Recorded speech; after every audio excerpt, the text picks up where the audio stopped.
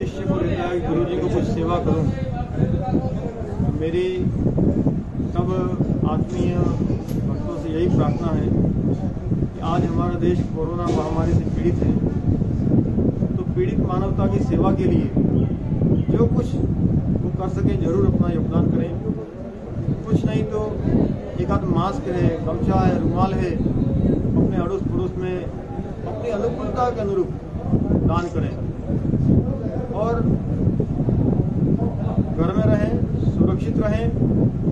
और जैसा कि आत्मनिर्भरता आएगी, संकल्प करना पड़ेगा उसके लिए। दूसरा, ये चातुर्मास का पर्व भी शुरू हुआ है। इस समय मैं निवेदन करना चाहूंगा कि हर एक भाई 2 फलदार वृक्ष लगाए और उसको बड़े करने का भी संकल्प ले।